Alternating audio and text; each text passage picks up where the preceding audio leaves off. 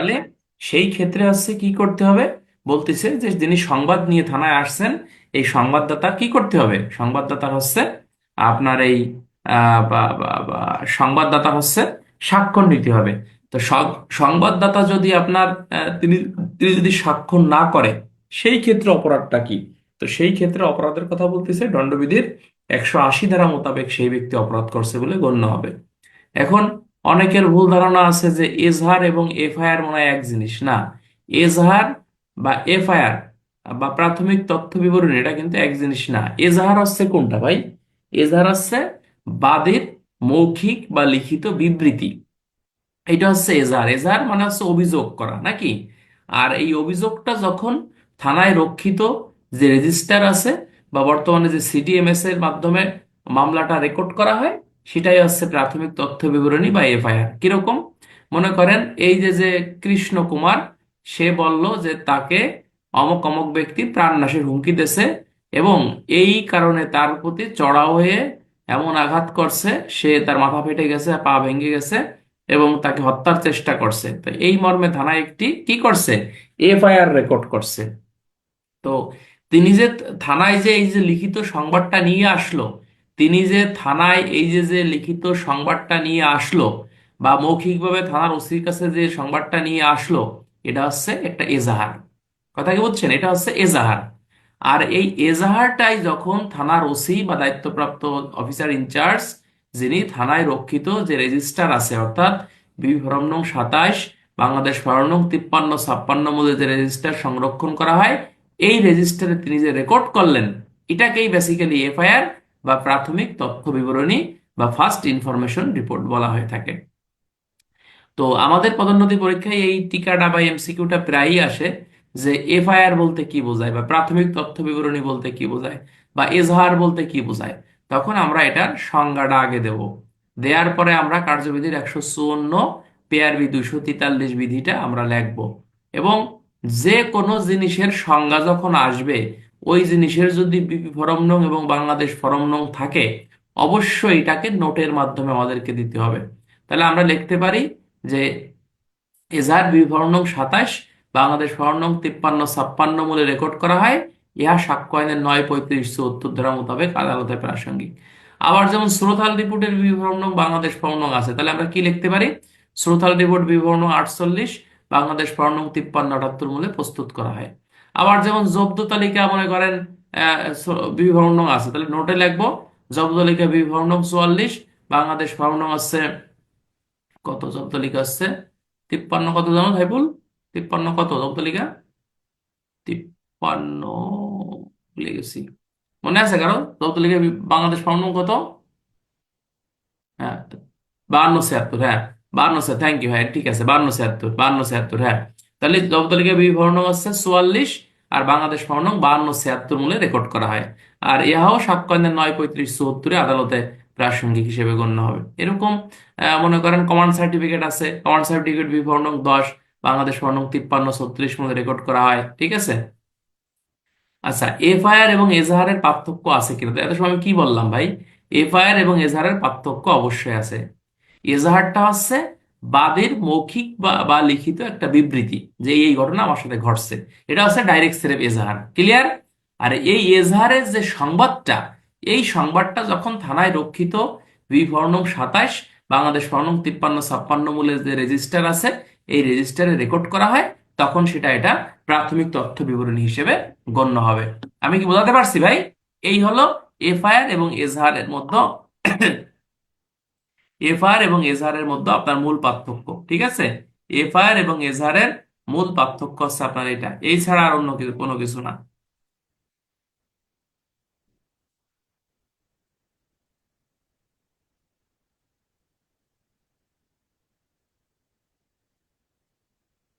আচ্ছা, তো আমরা আমরা এখানে যে জিনিসটা জানার চেষ্টা করব যে একটা এফআইআর এর বৈশিষ্ট্য কি বা এফআইআর কে রেকর্ড করতে পারে, ঠিক আছে। এজাহারটা হচ্ছে সেরকম একটা অভিযোগ, আর এই অভিযোগটা থানায় যে রক্ষিত রেজিস্টার, এখানে যেটা বলা হয় সেটাই হচ্ছে এফআইআর। যাও, এত বেশি পেঁচাইলে সমস্যা। আমরা এখন সরাসরি চলে যাব যে এই থানায় কোনো আমলযোগ্য অপরাধের সংবাদ কিভাবে আসে। এটা দুই ভাবে আসতে পারে, এমসিকিউ কয়ভাবে আসতে পারে? দুই ভাবে আসতে পারে। এটা মৌখিকভাবে আসতে পারে বা লিখিতভাবেও আসতে পারে, ঠিক আছে কিনা। আবার অনেক সময় পত্র পত্রিকার পেপারের মাধ্যমে আসতে পারে, বা এটা এটা কিন্তু ধর্তব্য হবে না, বা পেপার কাটিং এ আসতে পারে, টেলিফোনের মাধ্যমে আসতে পারে। টেলিফোনে কয় না যে আমাকে অমুক জন মারার জন্য স্যার আসছিলাম, আপনারা আমাকে বাঁচান, থানা থানা থেকে থানায় ফোন দেয়, ঠিক আছে কিনা। তো টেলিফোনের সংবাদটা কগনিজেবল হবে না, এটাকে সংবাদদাতাকে থানায় আসতে হবে এবং লিখিতভাবে অভিযোগ দেওয়ার জন্য বলতে হবে।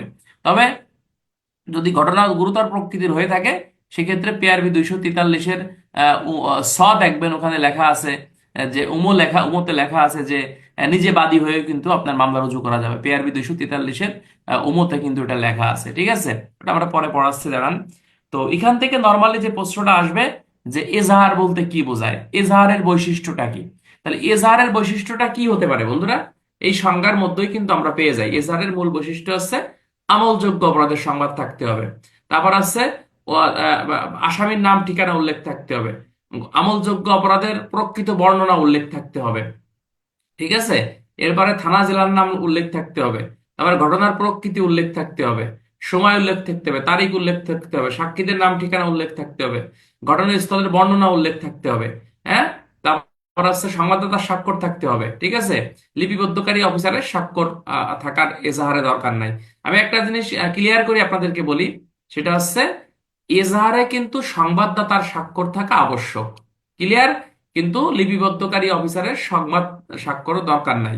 কিন্তু এফআইআর মানে প্রাথমিক তথ্য বিবরণী, সেখানে সংবাদদাতার স্বাক্ষরও থাকবে, তার মানে বাদীর স্বাক্ষরও থাকবে। এবং বলতেছে যে আপনার যিনি লিপিবদ্ধকারী অফিসার, ডিউটি অফিসার বা থানার ভারপ্রাপ্ত কর্মকর্তা যিনি মামলাটি রেকর্ড করতেছেন, তার স্বাক্ষরও কিন্তু বেসিক্যালি এখানে থাকবে। আমি কি বোঝাতে পারছি ভাই?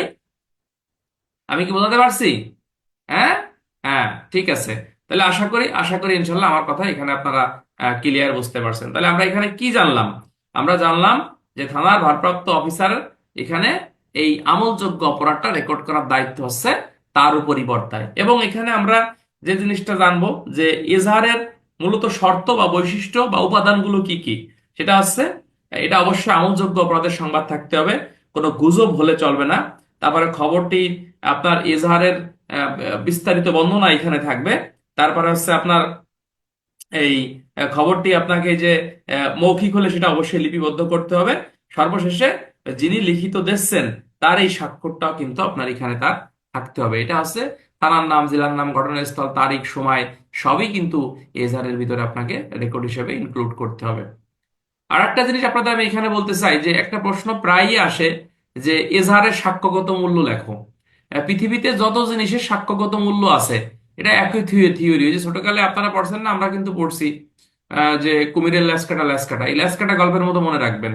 মনে করেন জিডির সাক্ষ্যগত মূল্য, এজাহারের সাক্ষ্যগত মূল্য, শ্রোতাল রিপোর্টের সাক্ষ্যগত মূল্য, জব্দ তালিকার সাক্ষ্যগত মূল্য, কমান্ড সার্টিফিকেটের সাক্ষ্যগত মূল্য, পৃথিবীতে যত কিছুর সাক্ষ্যগত মূল্য এবং যত কিছুর আইনগত ভিত্তি আছে, মনে থাকবে, এটা জীবনও বলবেন না।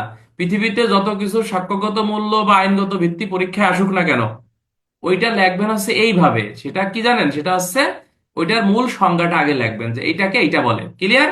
এরপরে লিখবেন সাক্ষ্য আইনের 9, 35, 74 ধারা মোতাবেক এটা আদালতে প্রাসঙ্গিক, তাই এটা সাক্ষ্যগত মূল্য বহন করে, বা এটাই তার আইনগত ভিত্তি। আমি কোন সংক্ষেপে বোঝাতে পারছি? সংক্ষেপে বোঝাতে পারছি? যদি প্রশ্ন আসে যে শ্রোতাল রিপোর্টের আইনগত ভিত্তি কি, তখন কি লিখবা? তখন শ্রোতাল রিপোর্টের সংজ্ঞাটা আগে লিখবা, ওইটা লেখার পর এটা লাগবে, এরপরে লাগবে সাক্ষ্য 9, 35, 74 দ্বারা মোতাবেক শ্রোতাল রিপোর্ট রেকর্ড করা হয়, তাই ইহার আইন সাক্ষ্যগত মূল্য বা আইনগত ভিত্তি অপরিসীম। এরপর লাগবে শ্রোতাল রিপোর্ট বিবরণ কত 48 বাংলাদেশ বর্ণ 5378 মূল্যে প্রস্তুত করা হয়, তাই ইহার আইনগত ভিত্তিও কিন্তু রয়েছে। আচ্ছা, কুমিরের লেজ কাটা গল্প শুনলাম 1.5 বছরে। আচ্ছা, তাহলে হচ্ছে এই এই এই এই এটা হচ্ছে একটা গল্পের মতো আপনার মনে রাখবেন। পৃথিবীতে যত প্রশ্নই থাকুক না কেন, এই মানে আইনগত ভিত্তি এবং সাক্ষ্যগত মূল্যের উপর ভিত্তি করে, ঠিক আছে, সেই ক্ষেত্রে 9, 35, 74 দ্বারা দিয়ে আপনাকে এটাকে লিখতে হবে, ক্লিয়ার। আশা করি এটা বুঝতে পারছেন। তো এটা এইভাবে সহজে আমরা মনে রাখবো। আর একটা প্রশ্ন, এই বিশেষ করে কেস ডায়েরির সাক্ষ্যগত মূল্য যখন আসবে, হ্যাঁ, কেস ডায়েরির সাক্ষ্যগত মূল্য যখন আসবে, তখন কেস ডায়েরির সাক্ষ্যের সাথে কিন্তু সাক্ষ্য আইনের 159, 60, 61 এই তিনটে ধারা যোগ করতে হয়, কেননা কেস ডায়েরি আদালতে স্মৃতি পুনর্জীবিতকরণের কাজে ব্যবহার করা হয়, তাই কেস ডায়েরির সাক্ষ্যগত মূল্য অপরিসীম। এই কেস ডায়েরির ক্ষেত্রে একটু আলাদা এই ধারাগুলো দিতে হয়। আর দুটো ধারা আছে, সেটা হচ্ছে সাক্ষ্য আইনের 145 এবং সাক্ষ্য আইনের 157 ধারা, এই দুটো ধারা, 45 ধারা আছে বিরোধিতা করার জন্য প্রাসঙ্গিক, আর সাক্ষ্য আইনের 57 ধারা আছে পূর্বের বিবৃতির সাথে আদালতে উপস্থিত হয়ে দেওয়া বিবৃতি যদি মিল থাকে সেই ক্ষেত্রে সমর্থন হিসেবে এটা আদালতে প্রাসঙ্গিক বা গ্রহণযোগ্য বা সাক্ষ্যগত মূল্য বহন করে বা আইনগত ভিত্তি রয়েছে। অনেকে যারা নতুন তারা হয়তো একবারে জিনিসটা বুঝতেছেন না, আইন কখনো একবারে বোঝা যায় না ভাই। আপনি আগে শুনতে থাকেন, শুনতে শুনতে শুনতে দেখবেন ইনশাল্লাহ আপনি হাফেজ হয়ে যাবেন, ঠিক আছে? অল্প অল্প শেখেন বা অল্প অল্প করে মেমোরিতে নেন, দেখবেন আস্তে আস্তে সব পারবেন। কিন্তু একবারে যদি মনে করেন যে একদিন ক্লাস করে সব শিখে গেলাম, তাহলে তো ওটা তো ভুল ধারণা। আচ্ছা, আর একটা প্রশ্ন এখান থেকে আসে যে এজাহার স্বতন্ত্র সাক্ষ্য নয়, ব্যাখ্যা করো, এরকম একটা প্রশ্ন আসে না প্রায় পরীক্ষায়। তো এই ক্ষেত্রেও কিন্তু আপনাকে ওইভাবে লিখতে হবে, এজাহারের সংজ্ঞাটা দেবেন, 9, 35, 74 ধারা মোতাবেক আদালতে প্রাসঙ্গিক দেবেন। আর একটা জিনিস আপনারা এখানে ব্যবহার করতে পারেন, সেক্ষেত্রে লিখবেন যে এজাহারের উপর ভিত্তি করে মামলা চূড়ান্ত রায় ঘোষণা করা কিন্তু যায় না, ঠিক আছে কিনা? এজাহার মানে দায়ের করার পর সংবাদদাতা যদি মারা যায় সেই ক্ষেত্রে কিন্তু এটা মৃত্যুকালীন জবানবন্দি হিসেবে ব্যবহার করা যাবে না। অর্থাৎ সাক্ষ্য আইনের 32-1 ধারা মোতাবেক এজাহার কিন্তু মৃত্যুকালীন জবানবন্দি নয়। অর্থাৎ এজন্যই বলা হচ্ছে যে এজাহার কোনো স্বতন্ত্রগত সাক্ষ্য না। বুঝতে পারছেন আপনারা? এটা আস্তে আস্তে বুঝবেন, এমনি জাস্ট একটা হালকা টাচ দিচ্ছি, এগুলো যখন বারবার পড়াবো এমনি অটোমেটিক বুঝবেন। তাহলে এজাহার আমরা কি শিখলাম? এজাহার কিন্তু কোনো স্বতন্ত্র সাক্ষ্য না। স্বতন্ত্র সাক্ষ্য না মিন্স অর্থাৎ কেবলমাত্র এজাহারের উপর ভিত্তি করে মামলার চূড়ান্ত রায় কিন্তু ঘোষণা করা যায় না। কেন করা যায় না ব্যাখ্যা করো। তাহলে ব্যাখ্যা করা হচ্ছে এই জন্যই, কেননা অনেক সময় ঘটনা ভুল থাকে বা বিবৃতি ভুল থাকে, আক্রোশমূলক মামলা হয়, মামলা হয় না?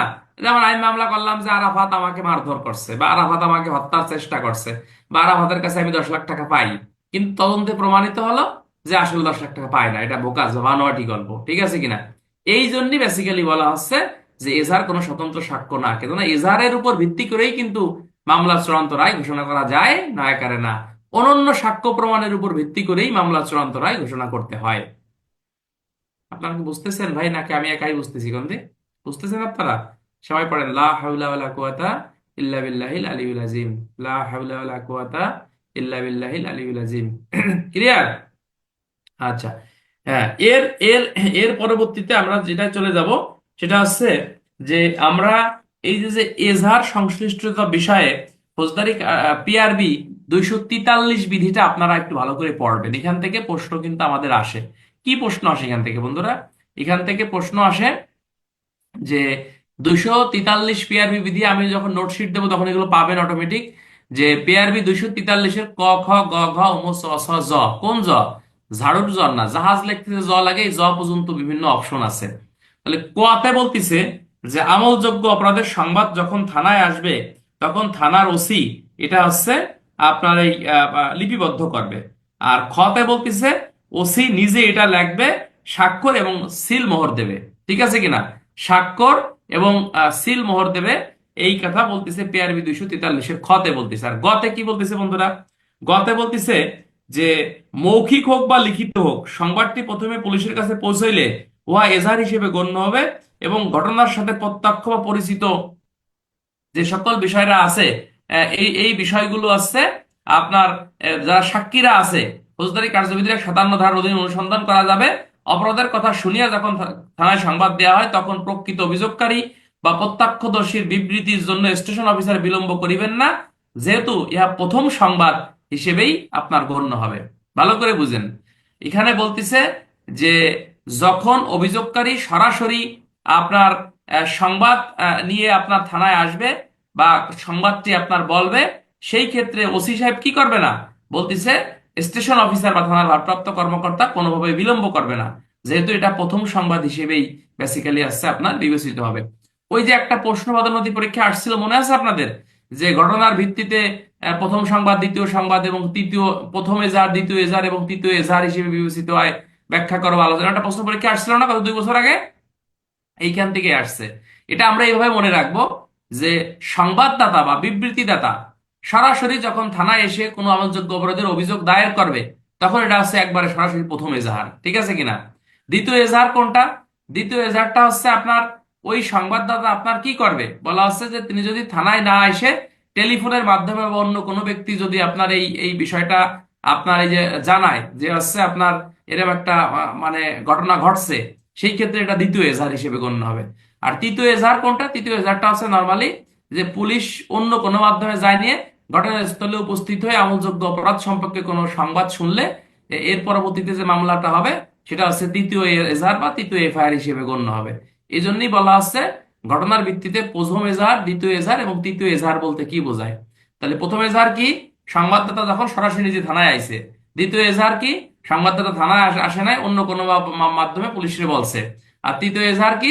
তৃতীয় এজাহার আছে পুলিশ অন্য কোনো ভাবে শুনছে, অথবা এই পুলিশ নিজে বিষয়টা গোস্তরীভূত হয়েছে, ঠিক আছে কিনা, এবং ঘটনাস্থলে যাইয়ে মামলা রেকর্ড হয়েছে। এর ঘটনা ঘটনা বাংলাদেশে ঘটে কিন্তু, অর্থাৎ কেউই জানেনি, পুলিশ আগেই যা যে কোনো সোর্সের মাধ্যমে জানছে। আবার ঘটনাস্থল থেকে বাদী ফোন দিয়ে জানাইছে, আবার বাদী ফোন দেয়নি, সরাসরি থানায় এসে সংবাদটা দিয়েছে। এই তিন প্রকার ঘটনাই তো আমাদের দেশে ঘটে নাকি? কথা কয় না। এই তিন প্রকার ঘটনাই তো আমাদের দেশে ঘটে নাকি? এর বাইরে কোনো ঘটনা ঘটে? আচ্ছা, তাহলে এই প্রথম এজাহার, দ্বিতীয় এজাহার এবং তৃতীয় এজাহার বলতে এই বিষয়টাকে এখানে বুঝাচ্ছে।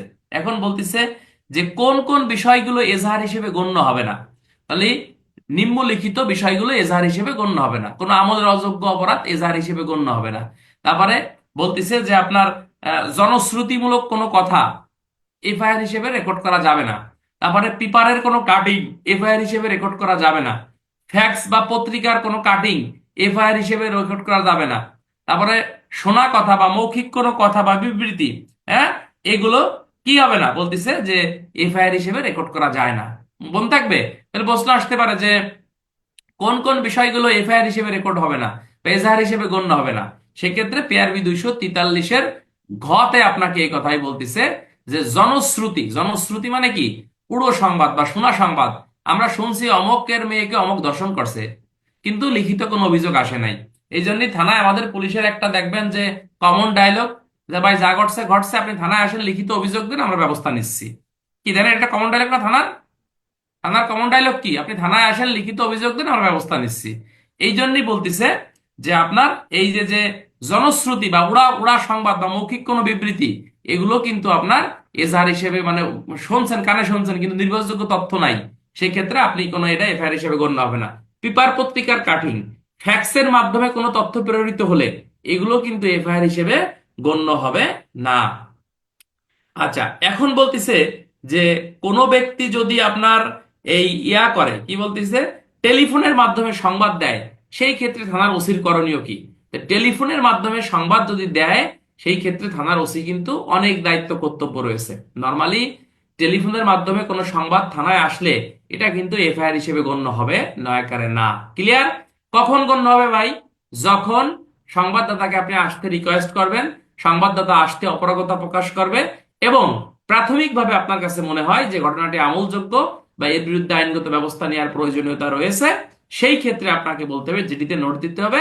এবং যদি সংবাদদাতা নাও আসে, সেই ক্ষেত্রে পুলিশ অফিসার নিজে বাদী হয়ে কার্যবিধির 154-243 বিধি অনুসারে, মানে সংশ্লিষ্ট ধারা অনুযায়ী একটি পুলিশ বাদী হয়ে মামলা কিন্তু রুজু করা যাবে। তাহলে টেলিফোনের সংবাদ কখন মানে এফআইআর হিসেবে রেকর্ড হবে?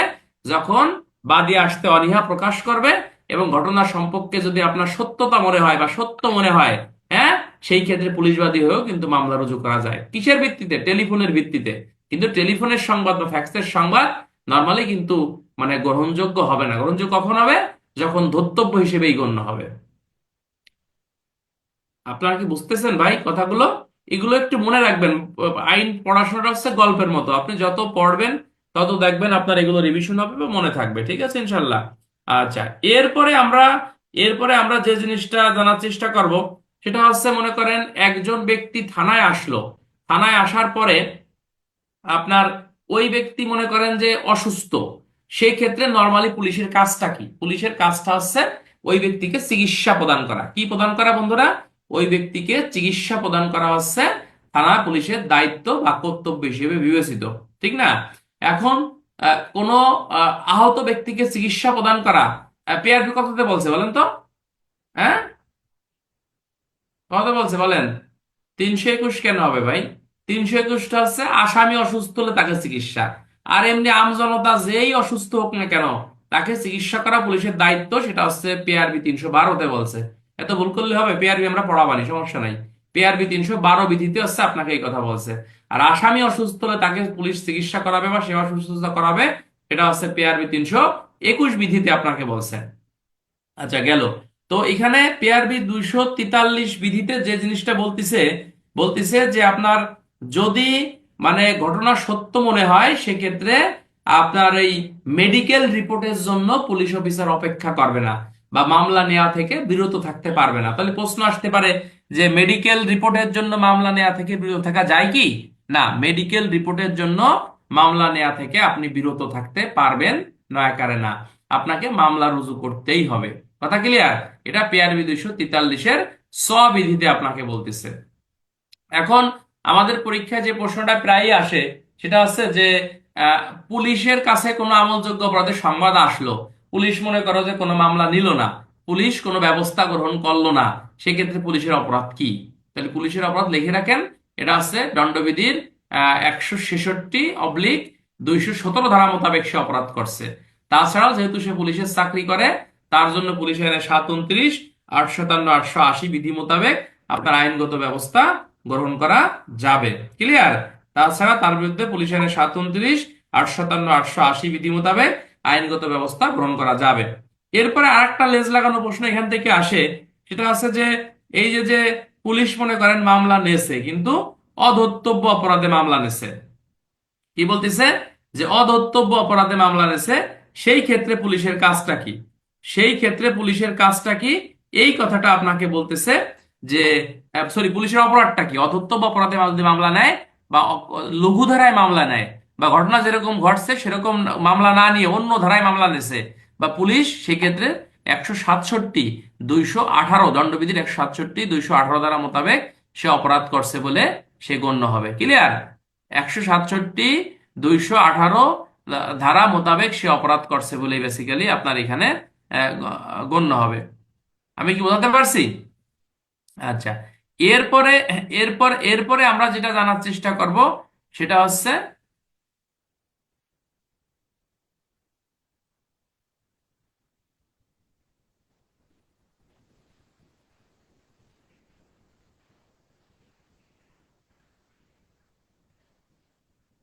আচ্ছা সেটা হচ্ছে যে এই যে যে মনে করেন যে লঘু ধারায় মামলা করলো বা মামলা নিল না, দুটোই কিন্তু দণ্ডবিধির এই ধারাগুলো আপনার হবে। তাছাড়া হচ্ছে যে পুলিশ আইনের 729, 857, 880 বিধি মোতাবেক কিন্তু আপনার আইনগত ব্যবস্থা বেসিক্যালি কি করা যাবে, আপনার গ্রহণ করা যাবে। এই কথাটাই বেসিক্যালি আপনাকে বলতেছে যে এই পিআরবি 243-এর এই এই সোয়াতে হচ্ছে আপনাকে এই কথা বলতেছে।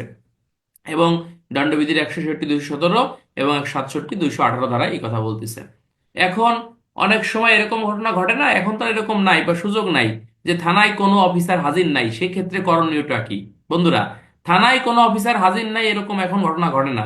আগে পুলিশের স্বল্পতা ছিল, এখন থানায় একাধিক পুলিশ অফিসার ব্যস্ত থাকে, সেক্ষেত্রে ওসি থাকে, তদন্ত থাকে, অপারেশন থাকে, হ্যাঁ, ডিউটি অফিসারের অভাব নাই, অনেক অফিসার হাজির থাকে। এখন সেক্ষেত্রে মনে করেন থানায় কেউই নাই, সেক্ষেত্রে আপনার করণীয় কি? সেক্ষেত্রে মনে করেন এর কনস্টেবল কি এফআইআর গ্রহণ করতে পারে কিনা? তাহলে উত্তরটা কি? উত্তরটা হচ্ছে পিআরবি 243-এর কোন ছাগল লিখতে যে লাগে এই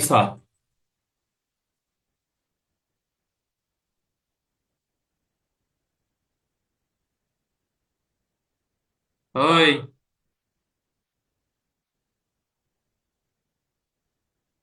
আমার ব্যাটসম্যানের ছেলে আমারে ফোন দেয় ভিডিও কল।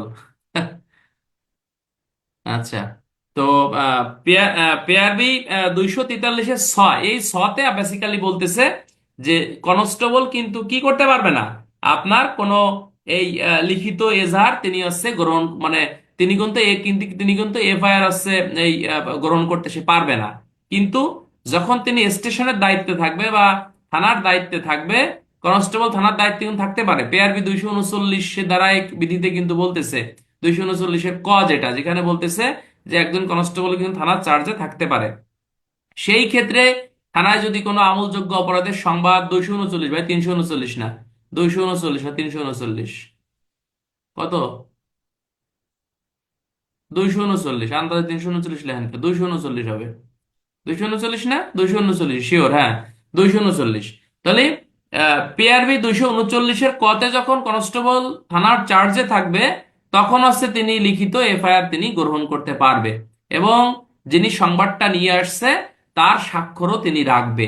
এবং বলতেছে যে এই সংবাদটা দ্রুত থানার ওসিকে জানাবে, ঊর্ধ্বতন কর্তৃপক্ষকে জানাবে এবং প্রয়োজনীয় আইনানুগ ব্যবস্থা তিনি গ্রহণ করবে। তবে অপরাধটি যদি হচ্ছে আপনার কি, যদি হচ্ছে আপনার গুরুতর প্রকৃতির হয়, যেমন ধর্ষণ হয়, চুরি হয়, ডাকাতি হয়, সেই ক্ষেত্রে আপনার সহকারী পুলিশ সুপারকে বিষয়টা অবগত করবে এবং আসামি গ্রেপ্তার করা সহ প্রয়োজনীয় সকল ব্যবস্থা কি করবে, আপনার গ্রহণ করবে। কে গ্রহণ করবে?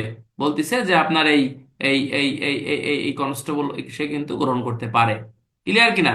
তাহলে প্রশ্ন হতে পারে যে কনস্টেবল থানার চার্জে থাকলে আপনার এফআইআর গ্রহণ করতে পারে কি? হ্যাঁ পারে। হ্যাঁ, লিখিত এফআইআর গ্রহণ করতে পারে। কাকে জানাবে? ঊর্ধ্বতন কর্তৃপক্ষকে জানাবে। নর্মালি কাকে? এএসপি সার্কেলকে জানাবে। কি বিষয়ে অপরাধ হলে? গুরুতর প্রকৃতি, যেমন চুরি, ডাকাতি, ধর্ষণ, এই ধরনের বড় ধরনের অপরাধ হলে প্রয়োজনীয় ব্যবস্থা গ্রহণ করার জন্য আসামি গ্রেপ্তার করা সহ অন্যান্য সকল ব্যবস্থা সে গ্রহণ করতে পারবে। তাহলে প্রশ্ন আসতে পারে রিটেনে যে ফৌজদারি কার্যবিধি আইন অনুসারে আপনার কনস্টেবল কি এফআইআর গ্রহণ করতে পারে? লেখো। তখন পিআরবি 243-এর স্ববিধি দিয়ে আপনাকে অ্যান্সার করতে হবে। ঠিক আছে ভাই? আচ্ছা, এরপরে নিচের যে পিআরবিটা আমরা একটু জানার চেষ্টা, যেহেতু এটার সাথে রিলেটেড এই জন্য বলতেছি, এটা মূলত পড়ানোর কথা ছিল না। এখানে পিআরবি 243-এর কোন জাহাজ লিখতেছে লাগে, এই তে নর্মালি বলতেছে, এই জতে নরমালি বলতেছে যে আপনার কি বলতেছে যে এফআইআর একবার রেকর্ড করার পরে পুনরায় কিন্তু এটা আর রেকর্ড করতে পারবেন না। অর্থাৎ এর মেয়াদ কিন্তু একবারই, দুইবার কিন্তু আইনগত ব্যবস্থা গ্রহণ করার কি নাই, কোনো সুযোগ নাই। একবারেই হচ্ছে আপনাকে গ্রহণ করতে হবে। অর্থাৎ একবার লিপিবদ্ধ হয়ে গেলে পুনরায় কিন্তু আর রেকর্ড করা যাবে না। এখন কথা হচ্ছে যে ভাই, মনে করেন একবার রেকর্ড করছেন, পরবর্তীতে আরো কিছু তথ্য আপনার এখানে ইনক্লুড করার দরকার রয়েছে নাকি? পরবর্তীতে আরো কিছু তথ্য এখানে ইনক্লুড করার দরকার রয়েছে। সেই ক্ষেত্রে আপনার করণীয়টা কি? সেই ক্ষেত্রে হচ্ছে আলাদা কাগজে নোটশিট দিয়ে এর সাথে অ্যাটাচ করে আপনাকে প্রেরণ করতে হবে, কিন্তু নতুন করে এটা ছিঁড়া, কাটা, ঘষা, মাজা এগুলো করা যাবে না। তাহলে একবার যদি এফআইআর রেকর্ড করে আপনি ছিঁড়ে ফেলেন বা নষ্ট করে ফেলেন, সেক্ষেত্রে দণ্ডবিধির কয় ধারায় অপরাধী বলেন তো? সেক্ষেত্রে দণ্ডবিধির আপনি 204 ধারা মোতাবেক আপনি অপরাধ করছেন বলে গণ্য হবে। আর যেহেতু আপনি পুলিশের চাকরি করেন, সেজন্য পুলিশ আইনের 37, 857, 880 বিধি মোতাবেক আপনার বিরুদ্ধে আইনগত ব্যবস্থা আপনার গ্রহণ করা যাবে। ক্লিয়ার? আপনার বিরুদ্ধে আইনগত ব্যবস্থা গ্রহণ করা যাবে। কোন ধারায় বলতেছে? পিআরবি দণ্ডবিধি 204 এবং পুলিশ আইনের 37, 857, 880 বিধি মোতাবেক আপনার বিরুদ্ধে ব্যবস্থা গ্রহণ করা যাবে। তাহলে এই এজাহার সংশ্লিষ্ট কিন্তু অনেক প্রশ্ন পদোন্নতি পরীক্ষায় আসে। যেমন এজাহার কাকে বলে, এজাহারের বৈশিষ্ট্য লেখো। তারপর আছে প্রশ্ন আসে যে আপনার এজাহার একবার রেকর্ড করা গেলে পুনরায় ছিঁড়া যায় কিনা বা নষ্ট করা যায় কিনা, বাতিল করা যায় কিনা, পরিবর্তন করা যায় কিনা। এজাহারের সাক্ষ্যগত মূল্য লেখো। তারপর আছে এজাহার কোনো স্বতন্ত্র সাক্ষ্য নয়, ব্যাখ্যা করো।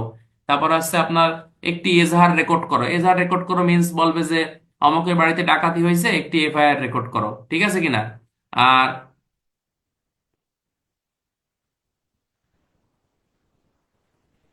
আচ্ছা, নতুন কোনো ইনফরমেশন যোগ করার দরকার হলে আপনাকে আলাদা কাগজে এটাকে নোট করে দিতে হবে। ঠিক আছে?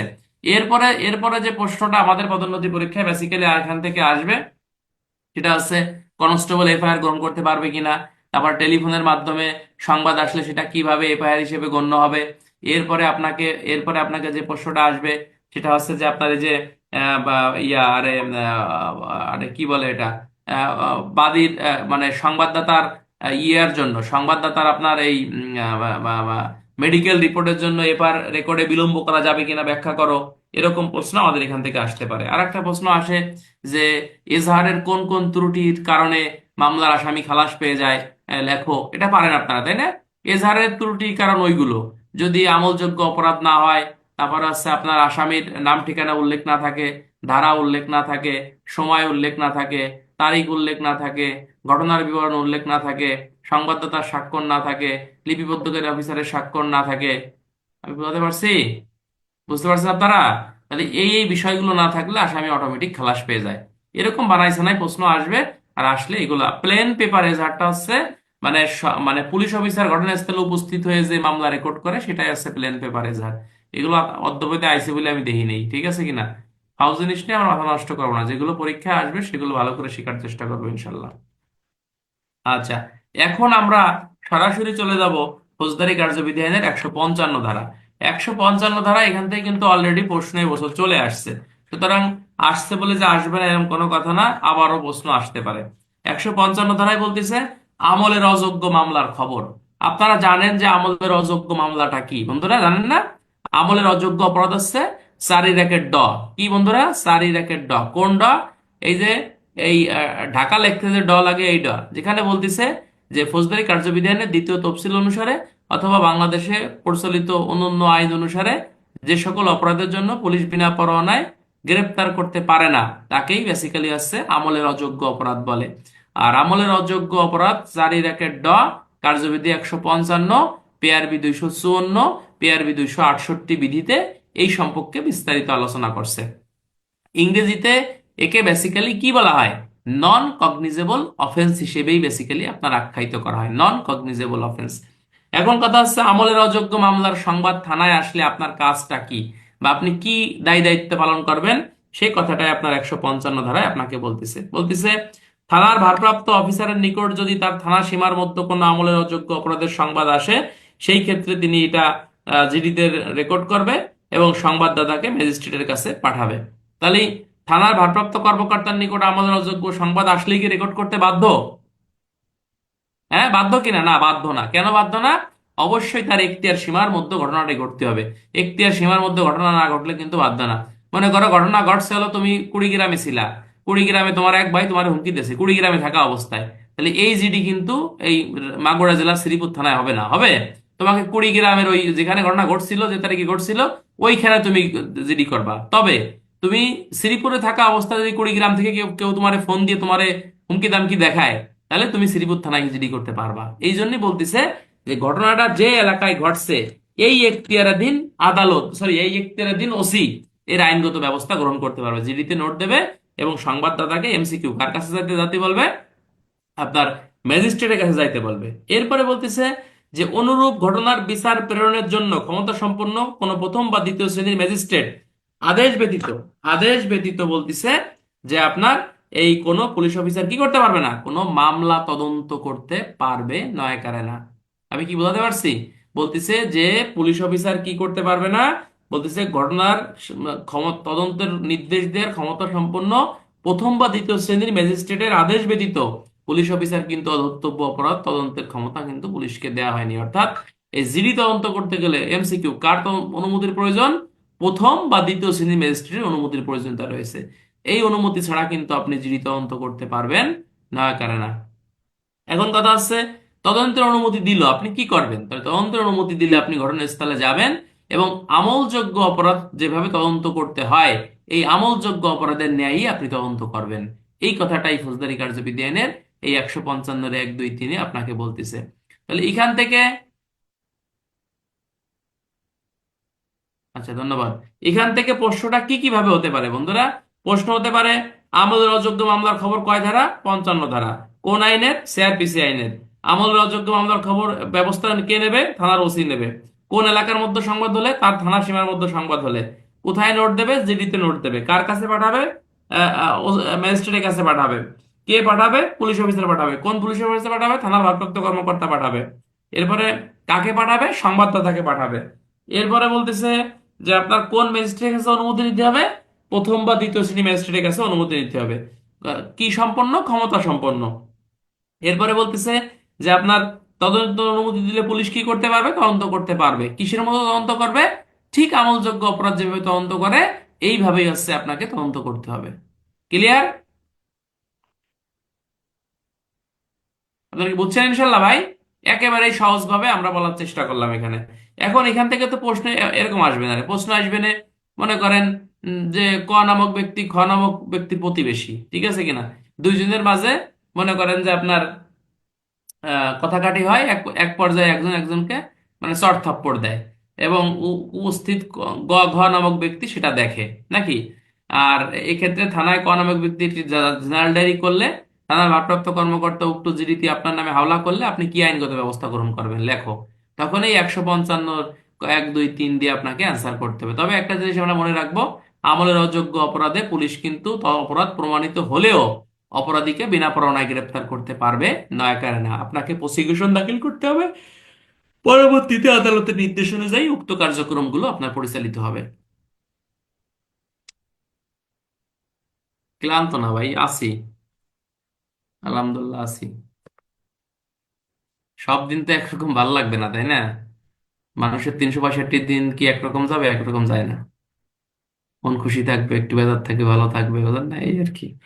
আচ্ছা, তাহলে এখান থেকে নর্মালি এই ধরনের প্রশ্ন আসলে আশা করি ইনশাল্লাহ আপনারা পারবেন। এবং এই যে একটা জিনিস আমরা ইয়া করব, বলতেছে যে আপনার এই নোট দিব, নোটের ক্ষেত্রে আমরা যে জিনিসটা লিখবো যে ফৌজদারি কার্যবিধানের 155 ধারা মোতাবেক যখন তদন্ত করে অপরাধ প্রমাণিত হবে, অদত্তব্য অপরাধে নন এফআইআর প্রসিকিউশন দাখিল করা পুলিশের দায়িত্ব এবং কর্তব্য।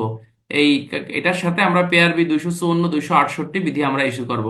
আর নোটে আমরা একটা জিনিস লিখতে পারি যে নন এফআইআর প্রসিকিউশন বিবি ফরম নং কত 35 মোতাবেক সাবমিট করা হয়। বিবি ফরম নং কত 35 মোতাবেক হচ্ছে আপনার সাবমিট করা হয়ে থাকে। এই কথা ফৌজদারি কার্যবিধানের 155 ধারায় বলতেছে। আমরা চলে যাব ফৌজদারি কার্যবিধানের 156 ধারা। 156 ধারায় আপনাকে বলতেছে আমলযোগ্য মামলার তদন্ত। আমলযোগ্য অপরাধ কাকে বলে এটা আমরা কিন্তু আগেই শিখছি, তাই না? কার্যবিধির 4 স, কোন স? সাজা লিখতে যে স লাগে, এই সতে আমলযোগ্য অপরাধ সম্পর্কে বেসিক্যালি আপনার আলোচনা করছে। তাহলে আমলযোগ্য অপরাধটা কি এটা আপনারা জানেন বন্ধুরা। আমলযোগ্য অপরাধ হচ্ছে ধর্তব্য অপরাধ। আর এই ধর্তব্য ধর্তব্য ধর্তব্য অপরাধের ক্ষেত্রে আপনি কি আইনগত ব্যবস্থা গ্রহণ করবেন, বা আপনার এখতিয়ার কি, বা আপনার ক্ষমতা কি, এই সম্পর্কে বেসিক্যালি আপনাকে আলোচনা করছে ফৌজদারি কার্যবিধানের 156 ধারা। এই যে যে পুলিশ তদন্ত করতে পারে বা তদন্তের ক্ষেত্রে পুলিশের যে ক্ষমতাটা দিছে, এই সংক্রান্তে আপনাকে আলোচনা করছে ফৌজদারি কার্যবিধানের 156 ধারায় বেসিক্যালি আপনাকে এটাকে এটাকে আলোচনা করা হয়েছে। আর 156 ধারা এইটুকু পড়লেই কিন্তু আপনি ডিটেলস বুঝবেন না, এটাকে বিভিন্ন গাইড থেকে আরো তথ্য আপনাকে জানতে হবে। মনে করেন যদি প্রশ্ন আসলো যে পুলিশ অফিসারের ধর্তব্য অপরাধ তদন্তের ক্ষমতা লেখো বা পদ্ধতি লেখো, বা ধর্তব্য অপরাধ কিভাবে তদন্ত করবে, বা ধর্তব্য অপরাধ তদন্তের প্রক্রিয়া লেখো, তাহলে 156-র 1, 2, 3 আপনি লিখে রেখে আসলেন, তাহলে কি ভালো মার্ক পাবেন? ভালো মার্ক পাবেন না। এখানে আপনাকে আরো ডিটেলস লিখতে হবে, ঠিক আছে কিনা? যেমন আমরা যদি মূল বইটা একটু দেখি, এখানে বলতেছে যে থানা সীমার মধ্যে স্থানীয় এলাকার অধিক্ষেত্রে কোনো আমলযোগ্য অপরাধ যদি সংঘটিত হয়ে থাকে, সেক্ষেত্রে থানার ওসি ম্যাজিস্ট্রেটের আদেশ মোতাবেক এইরূপ আমলযোগ্য অপরাধ তদন্ত করতে পারবে। শর্ত কি? শর্ত হচ্ছে থানা সীমার মধ্যে সংঘটিত হতে হবে। কে করতে পারবে? ওসি করতে পারবে। কার নির্দেশ ব্যতীত? আদালতের নির্দেশ ব্যতীত। কখন করতে পারবে? যে কোনো সময় করতে পারবে। এখন থানা সীমার মধ্যে কেন বলছে? এখন মনে করো ঘটনা ঘটছে হলো, মনে করো শালিকা থানায়, কিন্তু আপনি মামলা করতে আইছেন হচ্ছে শ্রীপুর থানায়, তাহলে কি ওসি তদন্ত করতে পারবে? ওসির কিন্তু এই এখতিয়ার নাই, আপনাকে শালিকা থানার ওসির কাছেই আপনাকে যেতে হবে। কথা বুঝছেন? আপনাকে শালিকা থানার ওসির কাছেই আপনাকে যেতে হবে। ক্লিয়ার? আপনার ঘটনা যেখানে ঘটছে নিকটতম সেই ওসির কাছেই আপনাকে যে মামলাটা করতে হবে। আচ্ছা, মনে করো এমন সংবাদ যদি পুলিশের কাছে আসে, সেক্ষেত্রে পুলিশ কি আইনগত ব্যবস্থা গ্রহণ করবে জানেন এটা? এটা যদি না জানেন শিখে রাখেন বা লেখেন। পিআরবি 248 বিধিতে আপনাকে বলতেছে যে পুলিশ পিআরবি 248 বিধি মোতাবেক ঘটনাটি যে এলাকার, ওই এলাকার ওসির কাছে ওই সংবাদদাতাকে পাঠাবে। প্রয়োজনে সে টেলিফোনে যোগাযোগ করবে এবং মামলা রুজু করা সহ আসামি গ্রেপ্তার বা প্রয়োজনীয় আইন শৃঙ্খলা রক্ষার নিমিত্তে সকল আইনগত ব্যবস্থা যে ওসির কাছে গেছিল সেই এসি ওই থানার ওসিকে সহায়তা করবে, ওই ব্যক্তিকে সহায়তা করবে। পিআরবি কথা বলতেছে, পিআরবি 248 বিধিতে আপনাকে এই কথা বলতেছে, ঠিক আছে কিনা? কিন্তু অন্য থানার ঘটনা আপনার থানায় কিন্তু মামলা নিতে পারবেন না, একারে না। এটা মনে রাখবেন। আচ্ছা, এই ক্ষেত্রে বলতেছে যে পুলিশ অফিসার যে তদন্ত করবে, এই তদন্ত কার্যক্রম করার ক্ষেত্রে পুলিশ অফিসারকে কি করা যাবে না? এমসিকিউ, কোনো কোশ্চেন আপনি করতে পারবেন না যে কিভাবে তদন্ত করলেন, কেন লেট করতেছেন, কেন এটা করতেন, কেন ওটা করতেন।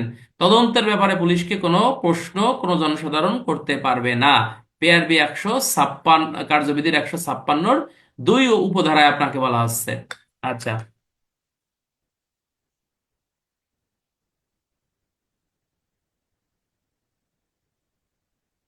অ্যান্সার। আমি ফোন দিছিলাম আপনাকে, আমি 10 মিনিট পরে ফোন দেই ভাই। ও আচ্ছা, তাহলে এই একটু রেকর্ডটা অফ করো 1 মিনিট। এই ক্ষেত্রে আপনাকে যেটা বলতেছে, সাইফুল রেকর্ড শুরু করছেন? সাইফুল, আচ্ছা, সেই ক্ষেত্রে এই 156 ধারা মোতাবেক আপনাকে কিন্তু তদন্তের ক্ষমতা দেওয়া হয়েছে। এখন পুলিশ যে শুধু সরাসরি আমলযোগ্য অপরাধের সংবাদ শোনার পরে তদন্ত করবে এরকম না, এরকমও কিন্তু না। এক্ষেত্রে বলা হচ্ছে যে পুলিশের কাছে যদি সংবাদটা আগে না এসে কোর্টের কাছে যায়, কোর্ট কিন্তু 190 ধারা সিআরপিসি 190-তে অপরাধ আমলে গ্রহণ করতে পারে, পারে না? তাহলে সিআরপিসির 190-তে অপরাধ আমলে গ্রহণ করে সেই ক্ষেত্রে আপনাকে বলতেছে যে 156(3) কত, সিআরপিসির 156(3)-এ কিন্তু পুলিশ অফিসারকে তদন্তের নির্দেশ দিতে পারে। কে তদন্তের নির্দেশ দিতে পারে? আদালত তদন্তের নির্দেশ দিতে পারে। সেই ক্ষেত্রেও কিন্তু বিজ্ঞ আদালত আদালতের নির্দেশ প্রাপ্ত হয়ে এই তদন্ত করতে পারে, মানে পুলিশ তদন্ত করতে পারে। কয় ধারায় বলতেছে? সিআরপিসির এই 156(3)-এ আপনাকে বেসিক্যালি এই কথাটাই আপনাকে বলতেছে। এখন প্রশ্ন আসতে পারে কিভাবে? প্রশ্ন আসতে পারে এভাবে যে ফৌজদারি কার্যবিধি আইন অনুসারে বলতেছে যে ফৌজদারি কার্যবিধি আইন অনুসারে আপনার এই যে যে কি বলে যে আমলযোগ্য অপরাধ তদন্তের প্রক্রিয়া ব্যাখ্যা করো। তাহলে কিভাবে অ্যান্সারটা আপনারা করবেন? এরকম প্রশ্ন যদি পদোন্নতি পরীক্ষায় আসে সেক্ষেত্রে আপনাকে ডিটেলস লিখতে, ডিটেলস বলতে কি মানে এই যে 3টে পয়েন্ট এখানে দিয়েছে না, এরকম লিখলে কিন্তু ভালো মার্ক পাওয়া যাবে না। আরো বিস্তৃত লিখতে হবে। কিরকম লিখবেন? যেমন কার্যবিধির 154 243-এ এফআইআরটা রেকর্ড হবে। এরপরে আপনাকে এই নিজের নামে এই মামলাটা আপনি হাওলা করে নেবেন। এরপরে আছে ঘটনাস্থলে আপনি যাবেন, সাক্ষীদেরকে তলব করবেন, সাক্ষীদের জবানবন্দি রেকর্ড করবেন, জব্দ তালিকা প্রস্তুত করবেন, আসামি থাকলে 54 ধারায় বিনা পরোয়ানায় গ্রেপ্তার করবেন, তারপর আছে অসুস্থ থাকলে চিকিৎসার ব্যবস্থা করবেন, মৃত্যুকালীন জবানবন্দি রেকর্ড করতে পারবেন, তারপর আছে শ্রোতাল রিপোর্ট প্রস্তুত করতে পারবেন, তারপর আছে আপনি আসামিকে 24 ঘন্টার মধ্যে আদালতে সোপর্দ করবেন, তারপরে আসামির কাছ থেকে তথ্যপত্র পাওয়ার জন্য রিমান্ডের আবেদন আবেদন করবেন। এরপরে হচ্ছে আপনার এই আর কি বলে ওটা, 165 ধারা মোতাবেক নিজ এলাকায় তল্লাশি চালাবেন, 165 ধারা মোতাবেক অন্য এলাকায় তল্লাশি চালাবেন। এরপরে হচ্ছে আপনার তদন্তের ফলাফল ওসিকে অবগত করবেন সাক্ষ্য প্রমাণের ভিত্তিতে। তারপর আছে কেস ডায়েরি দাখিল করবেন 172 PRB 263 264। এগুলো আস্তে আস্তে শিখবেন, একবার একদিন করলে এগুলো বুঝবেন না রে। এরপরে হচ্ছে আপনি কার্যবিধির হচ্ছে আপনার ওই যে অপরাধ প্রমাণিত হলে 173 PRB 272-এ চার্জশিট দাখিল করবেন। অপরাধ প্রমাণিত না হলে কার্যবিধির 173 PRB 275 বিধি মোতাবেক ফাইনাল রিপোর্ট দাখিল করবেন। এই হচ্ছে আমলযোগ্য অপরাধ তদন্তের প্রক্রিয়া। কি নাজুল ভাই, তাই না? এইভাবে আপনাকে প্রায় 14-15টা পয়েন্ট দিয়ে আস্তে আস্তে লিখতে হবে। মানে এই 14-15টা পয়েন্ট কি মুখস্থ রাখতে হবে না? মুখস্থ রাখার দরকার নাই। আমি পুলিশের চাকরি করি, কোনটার পরে কোনটা স্টেপ আসবে এটা অটোমেটিক বোঝেন। এখন মনে করেন ওসি আপনার একটা মামলা তদন্ত দিয়েছে, এখন মনে করেন মামলার আপনার নামে হাওলা হলো, পরবর্তী পয়েন্ট কি লেখা যাবে যে না আমি আসামি গ্রেপ্তার করে ফেলবো? এটা কিন্তু লেখা যাবে না, ঠিক আছে কিনা? এখানে বলা হচ্ছে যে মামলা হাওলা হলে ঘটনাস্থলে আপনাকে আগে যাইতে হবে, সাক্ষীদেরকে তলব করতে হবে, সাক্ষী জবানবন্দি রেকর্ড করতে হবে, জব্দ তালিকা প্রস্তুত করতে হবে, আসামি গ্রেপ্তার করতে হবে, তারপর হচ্ছে নিজ এলাকায় তল্লাশি চালাতে হবে, অন্য এলাকায় তল্লাশি চালাতে হবে, অসুস্থ হলে চিকিৎসার ব্যবস্থা করতে হবে, শ্রোতাল রিপোর্ট তৈরি করতে হবে, মৃত্যুকালীন জবানবন্দি রেকর্ড করতে হবে, হ্যাঁ কেস ডায়েরি রেকর্ড করতে হবে নাকি। এরপরে সাক্ষ্য প্রমাণের ভিত্তিতে আপনি যদি রিমান্ডের আবেদন করতে হবে, সাক্ষ্য প্রমাণের ভিত্তিতে চার্জশিট নালি ফাইনাল রিপোর্ট দিতে হবে। এই হলো স্টেপ বাই স্টেপ। কিন্তু এটা মনে করেন একটা দুটো স্টেপ এদিক ওদিক হলে সমস্যা নাই, কিন্তু আপনি যদি মানে আকাশ পাতাল ভুল করে ফেলান, যেমন মামলা হলো হয়েছে, মাঝখানে কোনো কাজ করেন না, আপনি চার্জশিট দিয়ে দিয়ে লাইছেন, তাহলে এটা কিন্তু তদন্ত হইলো না, কথা বুঝছেন? অর্থাৎ পুলিশের চাকরি করলে কোনটার পরে কোনটা আসে এটা আপনি অটোমেটিক বোঝেন, কি বোঝেন না ভাই? এখানে শিকার তদন্ত প্রক্রিয়ার একটা মেসেজ নোট দে। এই নোট ভাই পৃথিবীর সব গাইডে আছে, আমার গাইডে আছে। আপনি পড়েন, আমার কাছে কোনো স্যারের গাইড আছে না? এসব প্রশ্ন আমরা লেখা বানি এবং আমি আমার গাইডে প্রশ্নগুলো অনেক সুন্দর করে লেখা আছে। এই সাইফুল, তদন্ত প্রক্রিয়ার নোটটা আমার পিডিএফ করে দিয়ে দিও তো এদের। ঠিক আছে সাইফুল, দিয়ে দিও এটা, তাহলে দেখতে পারবেন। আচ্ছা, তাহলে এরকম বিষয়গুলো এখান থেকে আসবে, আসলে আশা করি আপনারা পারবেন। আর তদন্ত রিলেটেড কিন্তু 156 ধারা থেকে কিন্তু আরো প্রশ্ন আসে বন্ধুরা। কি প্রশ্ন আসে জানেন? এখান থেকে আসে তদন্ত কাকে বলে, তদন্তের উদ্দেশ্য কি, তদন্তের বিষয়বস্তু কি, আমলযোগ্য অপরাধ তদন্তের প্রক্রিয়া ব্যাখ্যা করো, একটি হত্যা মামলা তদন্ত প্রক্রিয়া ব্যাখ্যা করো, তারপর আছে ধর্ষণ মামলা তদন্ত প্রক্রিয়া ব্যাখ্যা, ধর্ষণ মামলার হিসাব আলাদা, হত্যা মামলা তদন্ত প্রক্রিয়া ব্যাখ্যা করো। এরপরে যদি প্রশ্ন আসে যে আপনার পুলিশ অফিসার তার থানা এলাকায় তদন্ত করতে পারে আমলযোগ্য অপরাধ, তার এখতিয়ার বা ক্ষমতা আলোচনা করো, সেই ক্ষেত্রে সিআরপিসির 156 দিয়েই বেসিক্যালি আপনাকে এই অ্যান্সার গুলো আপনাকে করতে হবে। ঠিক আছে, সবাই পড়েন লা হাওলা ওয়ালা কুওয়াতা ইল্লা বিল্লাহিল আলিয়্যিল আযীম। আস্তাগফিরুল্লাহ ওয়া আতুবু ইলাইহি। লা হাওলা ওয়ালা কুওয়াতা ইল্লা বিল্লাহিল আলিয়্যিল আযীম। তো এখান থেকে আমাদের যে এমসিকিউ গুলো পদোন্নতি পরীক্ষায় আসবে সেগুলো আমি একটু বলি, আমি লিখে রাখছি আপনাদের জন্য। এমসিকিউ ভাবে আসবে যে আমলযোগ্য মামলা তদন্ত কয় ধারা? 156 ধারা। কোন মামলা আমলযোগ্য মামলা? কে করবে? থানার ওসি করবে। কোন এলাকার মধ্যে? থানার এখতিয়ার সীমার মধ্যে। কার নির্দেশ ব্যতীত? ম্যাজিস্ট্রেটের নির্দেশ ব্যতীত। এরপরে বলতেছে তদন্ত সম্পর্কে কাকে প্রশ্ন করা যাবে না? পুলিশকে প্রশ্ন করা যাবে না। কয় ধারা? 156, 2 ধারা। এরপর হচ্ছে কোনো অপরাধ আদালত আমল নিতে পারে কয় ধারা? 190 ধারা। ঠিক আছে কিনা? কে তদন্ত নির্দেশ দিতে পারে? আদালত আদালত তদন্ত নির্দেশ দিতে পারে। কাকে তদন্ত নির্দেশ দিতে পারে? পুলিশকে তদন্ত নির্দেশ দিতে পারে। ঠিক আছে কিনা? এখান থেকে আরো যে এমসিকিউ পদোন্নতি পরীক্ষা আসতে পারে সেটা হচ্ছে আমলযোগ্য অপরাধের সংবাদ থানায় আসলে কি করতে হবে? জিডিতে নোট দিতে হবে এবং মামলা রেকর্ড করতে হবে। কে করবে? থানার ওসি করবে। সংবাদদাতার স্বাক্ষর নিতে হবে কিসে? আপনার এফআইআর এ বা এজাহারে। যদি না দেয় কয় ধারা অপরাধী? 180 ধারা মোতাবেক সে অপরাধ করছে বলেই গণ্য হবে। এরপর আছে তদন্তের প্রকৃতিটা কি? প্রশ্ন আসে যে তদন্তের প্রকৃতি বলতে কি বোঝায়? তদন্তের প্রকৃতি বলতে হচ্ছে আপনার ওই জিনিসটাকে বোঝায় যে ঘটনার প্রকৃত সত্যতা উন্মোচন করা বা ঘটনার বৃত্তান্ত অনুসন্ধান করা। ঘটনার বৃত্তান্ত অনুসন্ধান করে ঘটনার সত্যতা মানে উন্মোচন করে প্রকৃত অপরাধীকে গ্রেপ্তার করে আইন আদালতে সোপর্দ করার নামই হচ্ছে তদন্তের প্রকৃতি। কথা বুঝতে পারছেন?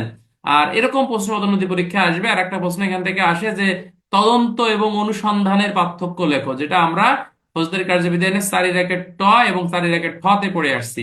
তদন্ত হচ্ছে অনুসন্ধানের পরে করে, অনুসন্ধান তদন্তের আগে করে। অনুসন্ধান আদালত করে, তদন্ত পুলিশ করে।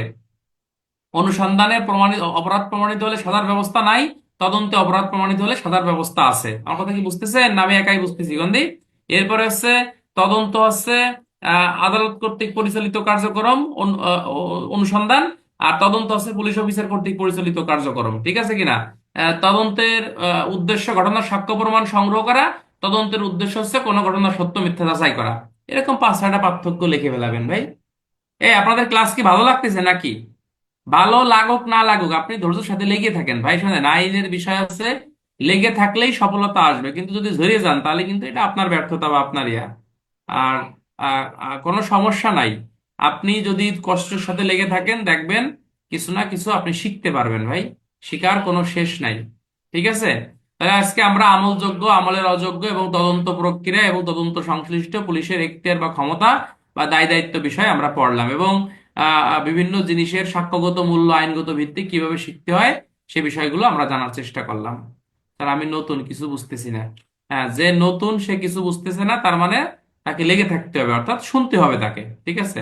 8টায় নিয়ে 9টায় ক্লাসে যদি সম্ভব হয় তাহলে অনেক কি অনেকেরই মনে হয় ভালো হয়। 9টায় ক্লাস নিলে তো অনেক লেট হয়ে যায় ভাই, বুঝছেন? 9টায় ক্লাস আমরা 8:30টায় নিতে পারি, আমরা 8:30টায় নেবো ইনশাল্লাহ। দেখি আজকে 15 মিনিট আগে নিছি, কিন্তু 8:30টায় ক্লাস নেবো। শোনেন, আমি থাকি হলো গ্রাম অঞ্চলের একটা থানা, একেবারেই গ্রাম। গ্রাম মানে পুরো গ্রাম। সুতরাং এখানে 9টা 10টা মানে অনেক রাত। কথা বুঝছেন? তো ফ্রি হয়ে গেলে 8:30টা থেকে আমরা ক্লাস নেবো নর্মালি। ঠিক আছে? তো 8:30টায় ঠিক আছে, 8:30টায় ঠিক আছে ইনশাল্লাহ।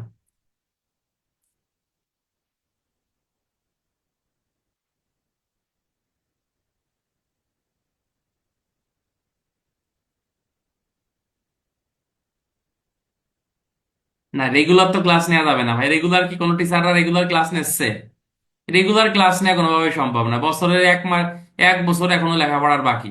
তাহলে আমি যদি রেগুলার ক্লাস নেই তাহলে আমি তো চাকরি বাকরি করি না, আমার তো জীবন সংসার আছে, আছে না? প্রতিদিন ক্লাস কেটে নেয়।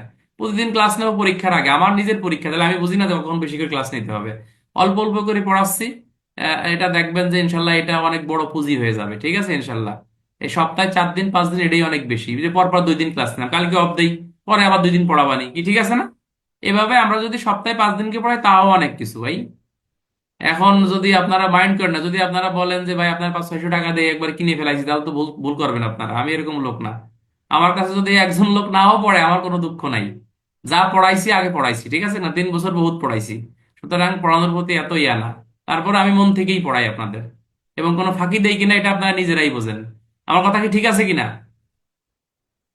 সপ্তাহে 7 দিন পড়ানো কোনোভাবে সম্ভব না। সবারই একটু রেস্টের বা বিশ্রামের দরকার আছে ভাই। ঠিক আছে? যেভাবে পড়াচ্ছি আপনি লেগে থাকেন, ভালো রেজাল্টের দায়িত্ব আমার। কিন্তু শেষ পর্যন্ত লেগে থাকার দায়িত্ব আছে আপনার। 7 দিন পৃথিবীতে কোনো অনলাইন টিচার কেউই পড়ায় না, আমি যতটুকু জানি। আর যারা অনলাইনে পড়ায় সবার সাথে আমার যোগাযোগ আছে, এবং সবাই কম বেশি আমাকে ভালোবাসে। ঠিক আছে।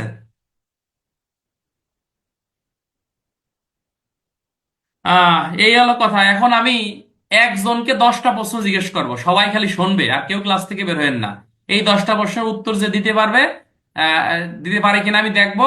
আর 10টা শুনবে, তাহলে সবারই 10টা প্রশ্ন শিখা হবে। এই যে এএসআই নাজমুল ভাই, আপনি উত্তর করেন দেখি, আপনি উত্তর করেন, আনমিউট হন, আপনি আনমিউট হন নাজমুল। আনমিউট হন আপনি, আনমিউট হন। পারেন না? হ্যাঁ, হইছেন।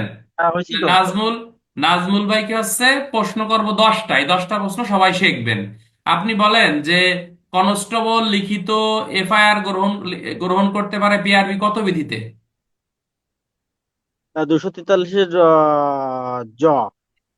আল্লাহ ভাই, 243-এর ছাগলের ছ। সরি সরি স। হ্যাঁ। এরপরে বলেন যে পিআরবি কত বিধিতে এফআইআর চেঞ্জ করা যায় না? জ। হ্যাঁ, জাহাজের জ। Thank you. আপনি বলেন যে এফআইআর এ স্বাক্ষর থাকবে কোন কোন ব্যক্তি? সংবাদদাতা, লিপিবদ্ধকারী অফিসার, ক ও খ কোনটি না? ক খ। ক ও খ। আর এজাহারে স্বাক্ষর থাকবে কার? এজাহার থাকবে যে সংবাদদাতার। সংবাদদাতা। আর এজাহারে যদি স্বাক্ষর না করে দণ্ডবিধির কয় ধারায় অপরাধী? 180। 180। এই এই যে আমি এই যে কথা বললাম যে আমার কাছে কেউ না পড়লেও আমার সমস্যা নাই, তাহলে আপনারা কি আমার কথা কি মানে অধ্যত্বপূর্ণ মনে করতেছেন? এই বিষয়টা এরকম না। মানে আমাদের অনেকে বলতেছে 7 দিন পড়ান। 7 দিন কি পড়ানো সম্ভব ভাই? আমারও তো জীবন, বা আমিও চাকরি করি। 7 দিন এই মুহূর্তে পড়ানো সম্ভব না। 4 দিন 5 দিন পড়াচ্ছি, এটাই অনেক। অনলাইনে যত টিচাররা আছে সবাই কিন্তু এরকম পড়ে। ঠিক আছে কিনা?